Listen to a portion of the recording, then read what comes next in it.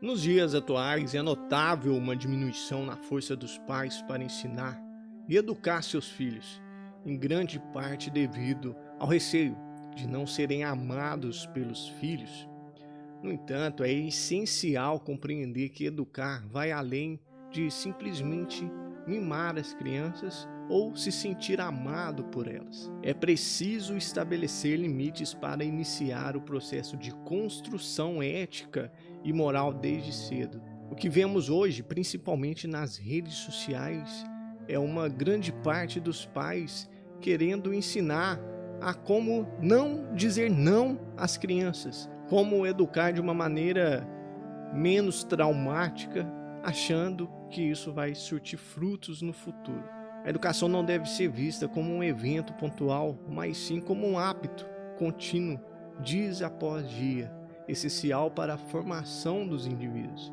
Se negligenciarmos essa responsabilidade, corremos o risco de nos deparar com a necessidade de educar adultos no futuro. E essa é uma tarefa que nem sempre é viável. E a gente nem precisa usar exemplos fictícios em relação a isso. Cada dia, cada vez mais, a gente vê a imaturidade dos adolescentes, dos recém-adultos, né, dos jovens adultos. Muitos psicólogos, muitos inclusive filósofos reconhecidos aqui no Brasil, eles refletem sobre a necessidade das crianças ou dos jovens, dos pequenos jovens, né, adolescentes e tudo mais, da necessidade deles enfrentarem pequenos traumas durante o processo de educação.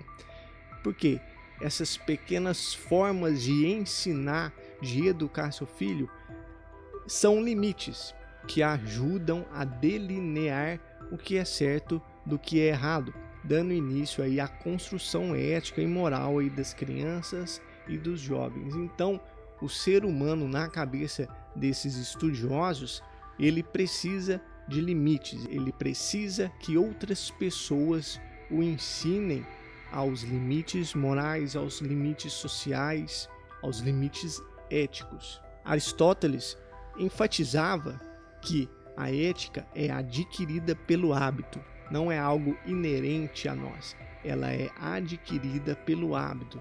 E desde que na infância as crianças sejam ensinadas sobre o que é certo, o que é errado, seja na maneira como eles convivem com os seus parentes, os seus próximos ou até mesmo como sociedade, essas lições vão ficar na cabeça dessas crianças, desses adolescentes, e vão virar uma noção de consequência para seus atos.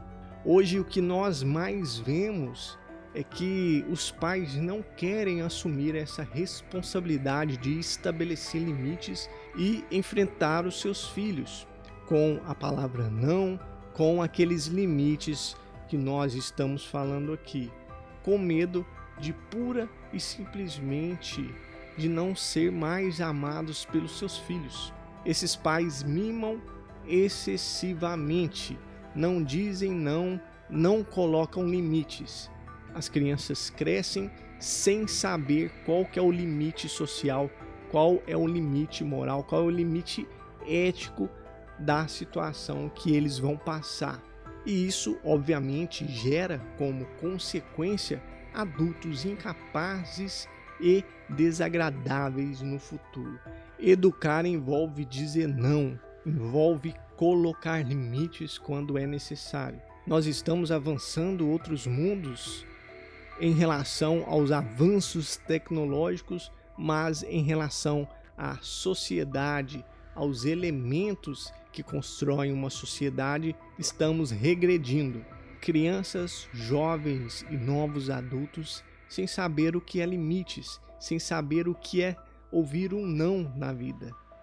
E quando ouvem de outras pessoas na rua, quando ouvem da vida, eles se frustram. E isso pode gerar desde uma depressão leve a atos criminais graves. E isso não é exagero nenhum. Quantas crianças em escolas que você vê os professores colocando limite porque estão fazendo coisas erradas e nunca ouviu isso em casa, e o professor vai corrigir, e as crianças vão e ameaçam os professores. Fala que vai matar, leva faca na escola, leva arma na escola. Quantas e quantas vezes a gente já não viu isso? Notícias de TV. É assim, infelizmente estamos nos tornando incapazes de educar os nossos filhos à próxima geração. E isso, como consequência, gera uma sociedade extremamente frágil. Não é papel do Estado, por mais que coloquem isso na nossa cabeça, não é papel dos governos educarem nossos filhos. Quando você terceiriza a educação do seu filho, você coloca em risco a sua própria história e também o futuro da sua sociedade, do seu estado, do seu país.